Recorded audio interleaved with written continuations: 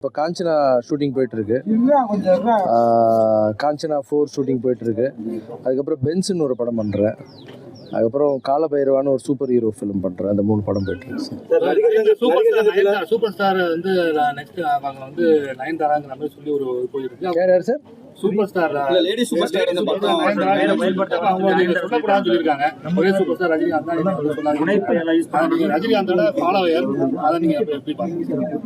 இல்லை சார், இப்போ விஜயசாந்தி மேடம் தான் தெலுங்குல வந்து சூப்பர் ஸ்டார் சூப்பர் லேடின்னு சொல்லுவாங்க. அதேமாரி நயன்தாரா மேடம் கூப்பிட்றது தப்பு இல்லை, ஏன்னா அவங்க நிறைய சாதிச்சிருக்காங்க. இப்போ வேணான்னு சொல்கிறாங்க, அது அவங்களுடைய விருப்பம், அதுக்கு நான் ஒன்றும் சொல்ல வேண்டியதில்லை சார். உங்களுக்கு ஒரு மன திருப்தி இருக்கா? ஒரு பெண்மைங்க குடும்பத்தில் வந்து ஒரு எவ்வளோ ஒரு நடிப்பை புகழ்பெற்று இன்னைக்கு வந்து உங்களுக்கு மக்கள் செஞ்சுட்டோம், ஒரு இலக்கை அடைஞ்சிட்டோங்கிற எண்ணம் இருக்கா? ஒரு மன திருப்தி இருக்கா? இல்லை இன்னும் நிறைய செய்ய வேண்டியிருக்குன்னு நினைக்கிறீங்களா? இல்லை சார், இது வந்து நம்ம மனுஷனாக பிறந்துட்டா மன திருப்தின்றது முழுசாக எப்பவுமே கிடைக்காது. இந்த மெட்டீரியல் லைஃப்பில் ஏதோ ஒரு ஏக்கம் இருந்துகிட்டே இருக்கும் இறக்குற வரைக்கும்.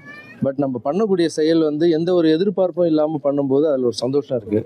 இது எங்கள் அம்மாவுடைய ஆசீர்வாதம், ராகவேந்திர சுவாமி ஆசீர்வாதத்தால் இன்னும் நிறைய நடக்கணும் அப்படின்னு. இன்னொரு கேள்வி இருக்குது. இப்போ லாரன்ஸ் வந்து இவ்வளோ மக்களுக்கு செய்கிறாரு, ஒரு சம்பாதிக்க காசில் இவ்வளோ செய்கிறாரு, ஆனால் எவ்வளோ பெரிய நடிகர்கள் வந்து கோடி விட சம்பாதிச்சாலும் அந்த எண்ணம் வர மாட்டேங்குதுன்னு சொல்கிறாங்கல்ல, அதை பற்றி என்ன நினைக்கிறீங்க? அது கருத்து சொல்ல விரும்பல சார், அது அவங்கவுங்க விருப்பம் சார்.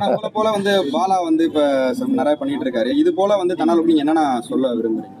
எதாவது போல விஷயங்களை செஞ்சு கொடுக்கணும் மக்களுக்கு அப்படின்னு? இல்லைப்பா, அவங்கவுங்க இப்போ அறம் செய்ய விரும்புன்னு தான் சொல்கிறாங்களே தவிர நம்ம ஃபோர்ஸ் பண்ண முடியாது. அது விரும்பணும், அது விரும்பி வரக்கூடிய விஷயம். ஸோ விரும்புகிறவங்க எல்லாம் பண்ணலாம், அவ்வளோதான். விஜயகாந்த் இருந்தது இப்போதைக்கு இல்லை, அந்த இடத்த நிரப்புறதுக்கு வேற யாரும் எதிர்பார்க்குறீங்களா சார்?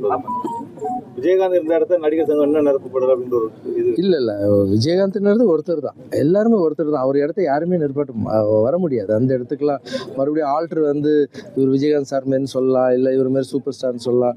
அவங்கவுங்க இடம் அவங்கவுங்களுக்கு இருக்கும். புதுசாக வரவங்க புது வழியை கண்டுபிடிச்சி அவங்களுக்குன்னு ஒரு பாதையை ஏற்படுத்திக்கிறது தான். விஜயோட அரசியல் வருகை எப்படி பார்க்குறீங்க? என்ன மாதிரி தாக்கத்தை ஏற்படுத்துவார்னு நினைக்கிறீங்க நீங்க? அரசியல் பேச விரும்பல சார். அரசியல் நடிகரா ஒரு அரசியல் இல்லை, நிறைய இடத்துல இது கேட்டிருக்காங்க. நண்பர் எனக்கு அவரு. ஸோ அவருக்கு என்னுடைய வாழ்த்துக்கள். அவர் வெற்றி பெறதுக்கு என்னுடைய வாழ்த்துக்களை தெரிவிச்சுக்கிறேன்.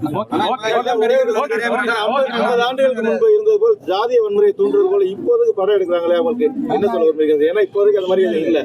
50 ஆண்டுகளுக்கு முன்னாடி இந்த கதைகளை திருப்பி இப்போது கொண்டாந்து மக்கள் மனதில் தவறான எண்ணத்தை உருவாக்குறாங்கன்னு ஒரு கருத்து இருக்குது. ஹைகோர்ட் கூட இது கொடுத்துருக்காங்க, மேல கொண்டு போயுமே ஜாதியை வந்து ஜாதியை திணிக்கிறதே தப்பு தானே சார்? சரி, ஓகே.